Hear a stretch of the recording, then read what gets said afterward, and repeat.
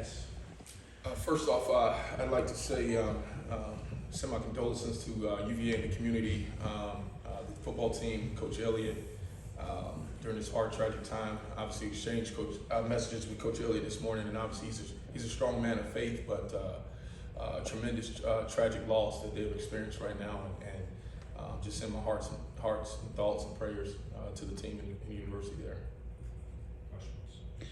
Josh, can you talk a little bit about, as an offensive coordinator, having to morph your game plan like you did this past weekend and put a full game plan together for a true freshman quarterback and have to understand what makes sense for him at this stage of development and not, and just try to get through the game with a victory? Yes, I think when you're going through challenges that we've been through, obviously new starters, injuries, you have to kind of morph that game plan each and every week, and it really comes in three different areas, not just for the quarterback, but also the new pieces up front, offensive line-wise, obviously different skill players, and just trying to create an identity for what it's going to take to win that game, depending upon that game plan. And I thought Jakari did a great job last week of executing the game plan and really showing poise. To be a freshman starter on the road back in your home state, you can imagine the anxiety that he probably had leading up to the game. But he's a poised player, and that really showed throughout the game, and he brought energy and excitement to the sideline, and ultimately that led in belief in our players to believe in him and believe in us. He didn't show any nerves early on, right? You guys scored right away, pretty much. How did he handle that? Did you see any nervousness from him once you guys were kind of out on the field, or was it pretty confident? No, he's always been a confident young man all throughout the year, every opportunity that he's been given. He's very, very mature for who he is. He's a very smart player, obviously.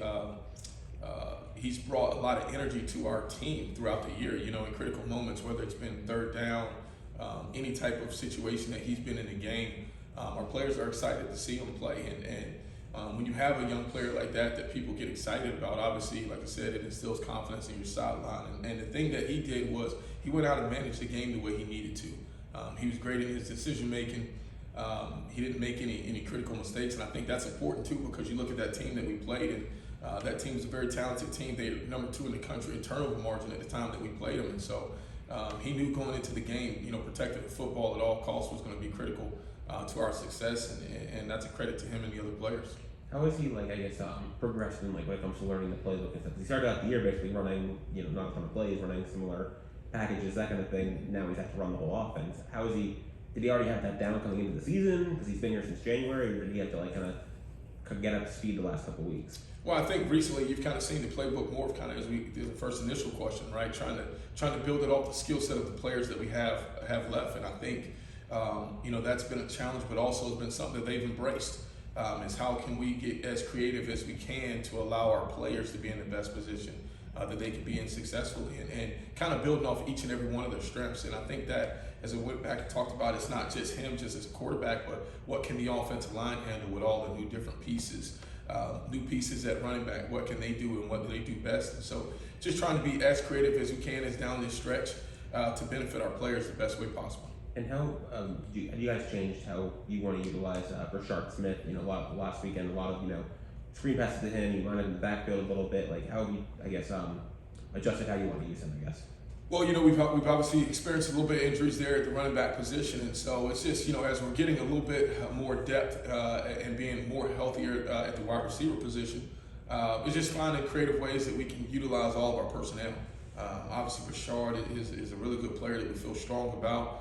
And we don't want to see him spend as much time on the sideline. We want to try to find creative ways that he can be out on the field, impacting the game. And he has such a unique skill set that kind of falls in a lot of different roles. And so he's a very versatile player. He's a player that we feel needs to get the ball in his hand as many ways possible. And we got to continue to find ways to do that for him. When we spoke to Jakari back in the spring, he was pretty clear about I need to improve as a passer. In what ways have you seen him take strides in that phase of his game? And in general, is that something you feel like quarterbacks can improve a lot on at the college level during their years here? Well, I think it does take time. It takes time and concentrated effort, right? He's done a really good job in practice of obviously trying to continue to improve his fundamentals. It was something that was obviously coming out of high school, he was more known as a runner, a dynamic threat in what they did offensively, even in high school and always coming up. And so that's a key piece to his game that he wants to continue to improve. And he's focusing on those steps. He's taking those steps. Obviously, as any freshman player, it's always going to take time to fully develop. You can't speed up that process in there, but first and foremost, I think for any quarterbacks, you got to start in your decision making first, and that's an area that he's really excelled in making smart decisions, not putting the ball at risk, and then he's going to continue to develop and improve in all the other areas. When you say fundamentals with him, is that more like footwork, mechanical stuff that he's really worked on, or you mentioned decision making? Like, are there certain things he really kind of focused on? I think as a quarterback, you're always focusing on everything, right? Footwork, arm fundamentals, as far as your motion, delivery, accuracy. He's obviously he's such a powerful kid. Sometimes even one of his challenges is take a little bit off. Don't be as powerful, because he does have a very strong and talented arm that he's also learned how to be able to have touch, being able to place the ball where needed, not just on deep the balls, but intermediate and short throws. And so, I think altogether, Coach Ponce has done a great job working with him and continue to develop him. And, we're excited about his future.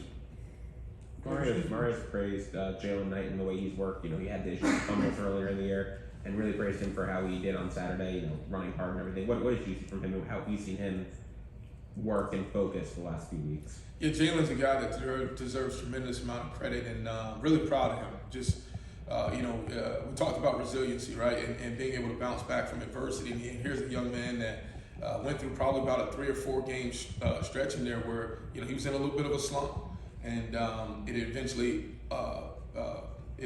led to losing some playing time. But he didn't get down on himself. We kept telling him we believe in him and continue to work. He showed up each and every day of practice, working really hard, and to see him go out and have success, I think that was very important to him. It was important to us. We believe in Jalen, and we got to just get him back and having that confidence, being able to run the way he ran on Saturday. And when he's able to do that, he provides our offense and our team a huge spark. What did you like about the way he ran in the game? I thought he ran very physical, broke through a number of arm tackles, obviously created some explosive plays out on the perimeter. But for him, it was also about ball security. That was a team that went to the game. They were pulling the ball, yanking the ball all over the place, and he did a great job. Not once did the ball ever come loose or even look as if it was loose. He did a great job with his ball security. And then also he did a great job in blitz pickup. A couple times in there, they brought some key blitzes where they were blitzing the back, and him being able to step up in there and stop the blitzers. And that's an area where he has improved throughout the year.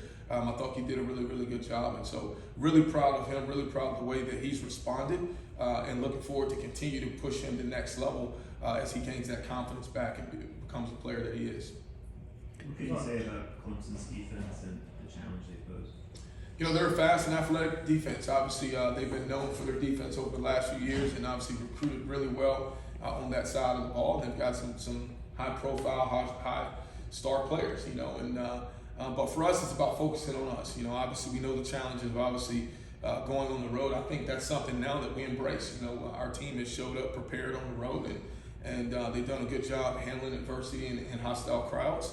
But we've got to focus on playing the cleanest football that we can. We've got to continue to improve in a lot of different areas, but we've got to carry over confidence as well as we improve. We've got to carry over confidence of winning a tough game on the road last week, and be able to carry that over into this game. It's going to be a tremendous challenge for us, and we look forward to it. What has Lawrence Seymour done well? He's made a couple starts for you guys now. Yeah, Seymour's jumped in. You talk about a guy that probably at the beginning of the year probably never saw his opportunity coming. At one point, battling for a 2 position, if not a 3, and now all of a sudden now he's a starter. And so being able to jump into that role and continue to prepare, I think is a credit to Lawrence. He's a kid that also could have went in the tank earlier when he wasn't playing or when he didn't probably see his opportunity to play, but he just kept working. And one thing after another, whether it's injuries or opportunities, led to his opportunity, and he's capitalized on it, and he's continuing to work. And that's the thing that I'm really proud of our guys, that the way they have responded to adversity. They continue to believe in each other, continue to trust in each other, and ultimately that leads to success when you can get all 11 men on the field to believe in each other. Probably technically a little undersized, but so what does he do well to kind of make up for some of the physical tools that you like? Well, I think Lawrence. I think one of his greatest strengths is obviously his ability to move. I think he has really good lateral movement and ability, and I think he's a fighter. You know, our kids fought on Saturday, and when you watch that game, I think that was the key thing that stood out is how hard we played. We didn't always play right. Technique wasn't always right. Plays weren't always right, but we played hard, and that's something that you can't coach, something you can't correct. And for Lawrence, that's a great strength for him. He plays tremendously hard. He's going to fight until the whistle and play hard till the whistle. And when you got that type of effort out of your players, they can accomplish a lot on the field. And that's all we ask for them right now is to play as hard as you can for as long as you can. And we can fix the rest. Anything else for Coach Gattis? Jakari's obviously a dual threat quarterback. Tyler Van Dyke, not as athletic as Jakari Brown. How much does a dual threat quarterback really kind of open up the offense as far as play calling is concerned? Well, I think it puts challenges on opposing teams' defenses first, right? From a defensive standpoint, it's how do you defend a dual threat quarterback? There's certain things that you won't see when you have a dual threat quarterback that you would see if you had an in-pocket passer. But also, obviously, there's new challenges that we will see continue as we move forward, right? With different forms of coverages. You know, you start to see people load the box when you have a dual threat quarterback because of the threat of the run. And so I think, you know, for us, it's making sure that we can take advantage of all things. You know, take advantage of being able to use the quarterback in the run game, but also being able to use our quarterback in our pass game. And I think, you know, how we use them, I think is very important. I think obviously our skilled players around them being able to step up and make critical plays and moments in games are going to be very important to the support and cast of Jakari as well, because you're talking about a freshman quarterback. So we don't always want to put it all on his shoulders, but we want to make sure that the support and cast is playing up to a level that we can kind of relieve him of any stress that allow him to go out and play as clean as possible for us. How much do you think, you guys have played in pretty some tough road environments, I mean obviously 107,000 people at A&M, full house at Virginia Tech. Clemson's obviously got an atmosphere, it's right up there with them. How do you think the offense has learned to handle those environments, and how are you guys going to teach Jakari, because he didn't start those games to play in that kind of environment if he does play this weekend? Yeah, we really kind of just embraced playing on the road, you know, just our process, focusing on our away game process of what we do and how we prepare. Obviously a new challenge being on the road in a different type of environment. I think the experience that we experienced early in the year at Texas A&M should be able to carry over a little bit of confidence playing in front of such a large crowd that you know we'll experience on Saturday. But any road game is any road game. You know, we've got to focus first on us, focus on the things that we must do to win this game, and ultimately we got to execute at a very high level, especially when you're going against a talented team. You can't afford to give them anything. You've got to be able to maximize on all the opportunities that you have and capitalize on them ultimately with effort, execution, and fundamentals. Got time for one more for Coach Gattis, if anyone has one? Yeah, I'll ask about Restrepo, just kind of getting him back, maybe, I know that, just getting him back, I know early on he was certainly really good, but what do you see him when he's out there? You know, you're seeing great leadership from him. You know, obviously he's a kid that early in the year was obviously voted as a captain for us, and you see his tight leadership. And, you know, I think the challenge for us is now getting all the different pieces and all the parts on the field, you know. In the absence of Xavier, obviously you saw the emergence of Rashard. And so I think, you know, as you look into how we try to utilize those two guys, is find as many ways that we can get them on the field together because they both are important pieces of what we do offensively, and we believe in both of them from their skill set. And so, you know, when you got two guys that are playing the same position, obviously there's a little bit of challenges there. But you know, we've got to be as creative as we can to find ways to get those guys the ball and be an important piece of our offense. Were they on the field very much last game? They were. All right, Coach, thank you. Thank you guys. Thank you. Take care.